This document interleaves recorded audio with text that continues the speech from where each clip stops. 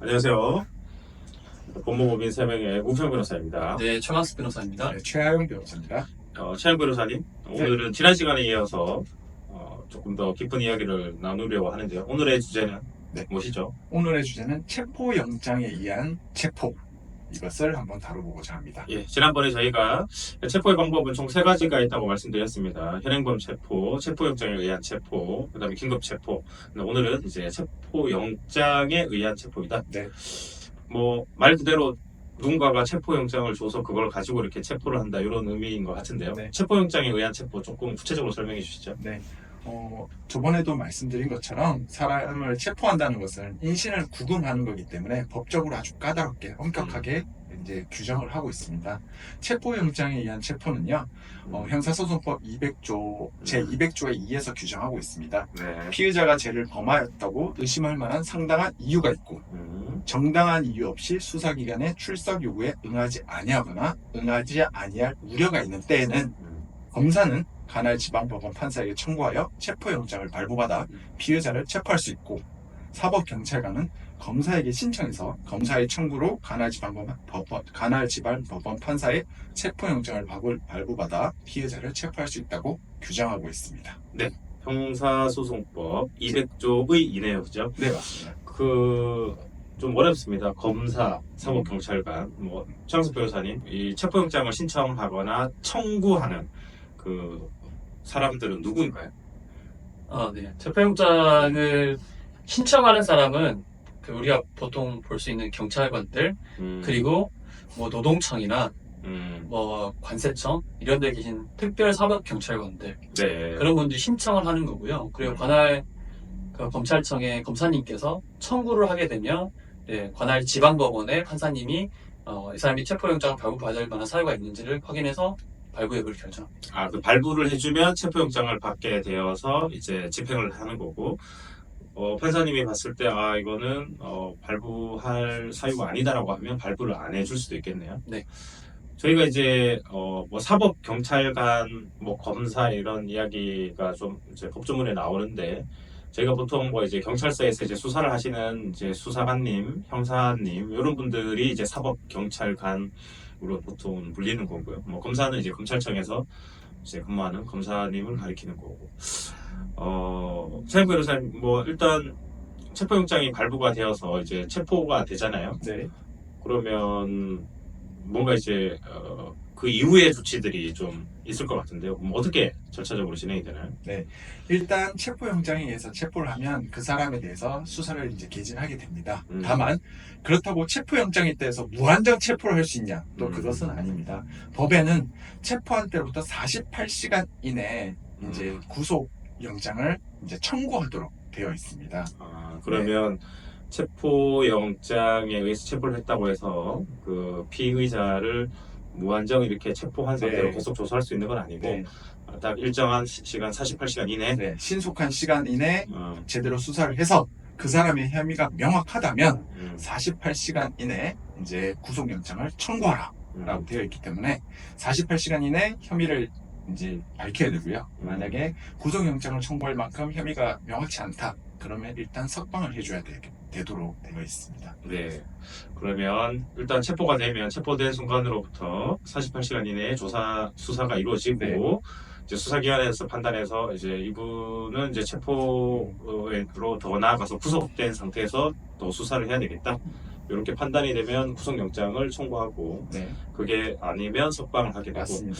최강수 변호사님, 좀 구체적으로 요 절차에 대해서 조금 더 설명해 주시겠어요?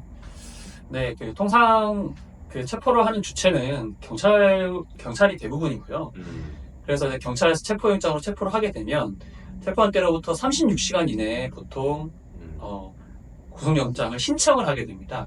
그럼 그 신청서가 검찰청으로 넘어가고, 그러면 그걸 담당하는 검사님께서 12시간 동안 이 사건을 좀 검토한 이후에 청구 여부를 결정해서 법원에 이제 기록을 넘기게 되고, 그렇게 되면 48시간 이내에 구속영장까지 청구하게 되는 절차고요. 그리고 이걸 접수받은 법원에서는 그 이후에 구속영장 실질심사, 통상 이렇게 부르지만 정확한 명칭은 구속 전 피의자 신문 제도거든요. 이 기일을 잡은 다음에 그 재판을 통해서 이 사람이 정말 구속할 만큼 중대한 사유가 있고 뭐 증거를 인멸할 우려가 있다거나 아니면 도주의 우려가 있는지를 판사님이 판단한 이후에 통상은 그날 당일날 저녁까지는 구속영장 발부를 판단합니다.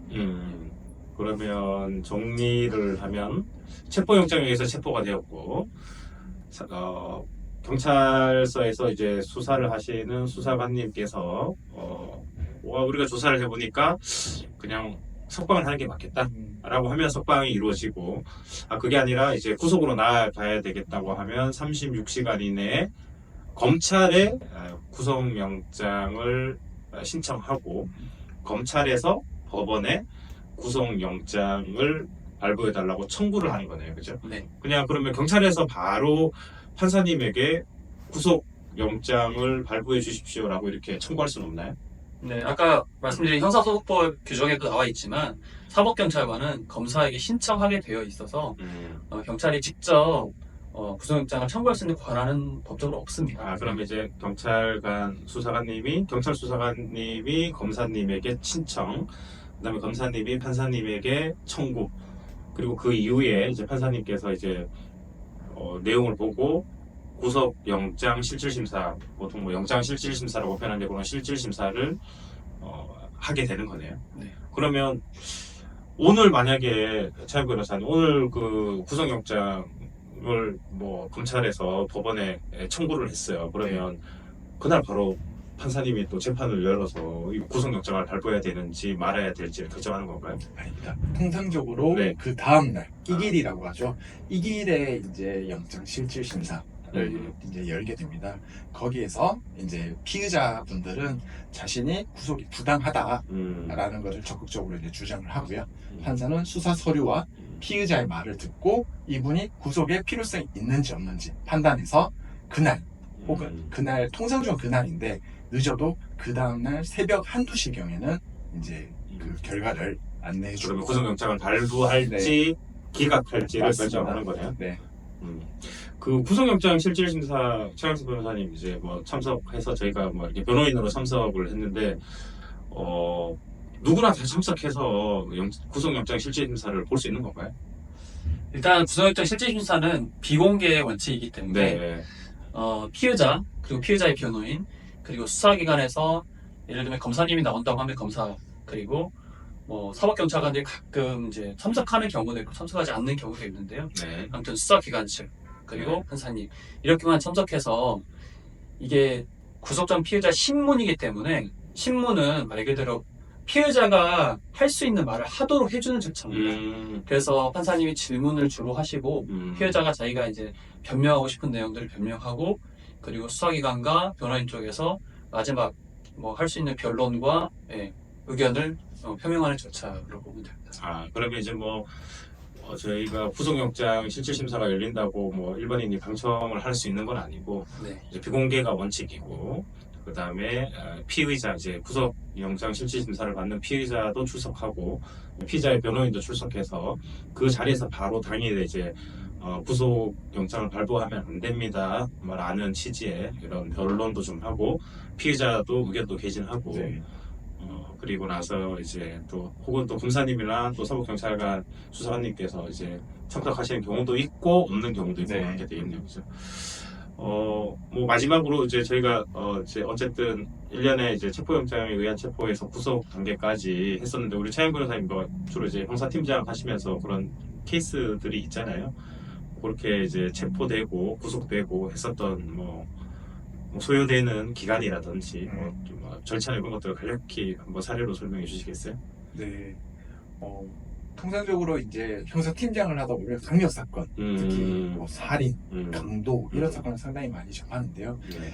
살인이나 강도 같은 경우는 사실 현행범 체포되는 경우가 되게 많습니다. 그래서 체포하고 그 다음에 말씀드린 것처럼 48시간 이내에 저희 경찰은 36시간 이내에 어쨌든 빨리 조사를 합니다. 피의자에 대해서 상대도 조사를 하고 피의자 조사도 하고 현장에 나가서 사진도 찍고 그래서 빨리 조사를 해서 36시간 이내에 검찰에 저희가 이제 구속영장 신청서를 내고요. 그러면 검찰에서는 12시간 정도 소요하면서 경찰에서 가지고 온 서류가 미흡한지 아닌지 그리고 검찰에서 유치장이 전화해서 피해자랑 통화도 합니다. 당신 뭐. 이런 게 맞는지 아닌지 확인하고 그래서 12시간 이내 그래서 사실 체포한 때로부터 48시간 이내 구속영장 청구를 하게 되고요.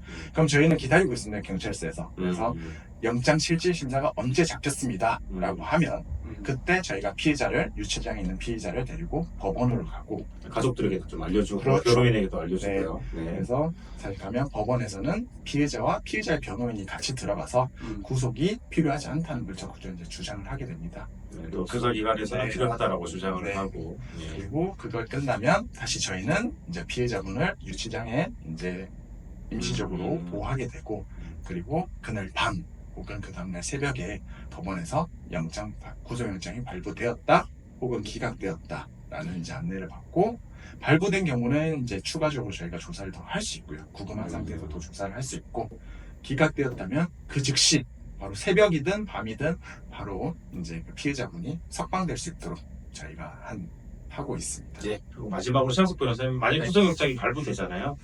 그러면 뭐 계속 구속된 상태로 뭐 있는 건가요? 뭐 어떻게 되나요? 일단 구속영장이 발부가 되면 경찰에서 발부되었다 하면 최장 열흘 동안 네, 경찰에서 신병 확보한 상태로 조사를 할 수 있고 네. 이 검찰에 송치된 이후에는 검사는 열흘씩 2번에 걸쳐서 최대 20일 정도 20일까지 신병 확보하면서 조사를 할 수가 있습니다. 구속된 상태에서 우리 네. 저기 피의자를 조사할 수 있네, 그죠? 네, 그러면 그렇습니다. 10일, 20일 합쳐서 총 30일을 조사를 할 수 있네요. 맞습니다. 네. 그러고 나서 만약에 이제 재판을 넘어가게 되면 넘어간 날로부터 1심은 6개월 이내에 재판을 마쳐야 됩니다. 2개월씩 3번까지 연장을 할 수 있기 때문에 구속된 상태에서요. 네. 6개월 내에 재판을 마쳐야 되고 만약 그 기간 내에 마칠 수 없는 상황이라고 하면 일단은 풀어줘야 됩니다. 석방을 한 다음에 석방한 상태에서 재판을 계속 진행하게 됩니다. 네. 그럼 그 전에 선고가 되면 그 선고된 뭐 형에 따라서 석방이 될 수도 있고 네. 다시 뭐 이렇게 징역형을 선고받아서 뭐 징역으로 이제 또 형사처벌을 받을 수 있고 하겠네요. 네, 오늘은 체포영장에 의한 체포, 그 다음에 그래서 수사기관의 수사, 그리고 법원의 구속영장 실질심사, 뭐 이런, 그리고 그 이후에 이제 단계까지 제가 한번 큰 틀에서 한번 이야기 나눴습니다. 오늘은 여기까지 하겠습니다. 감사합니다.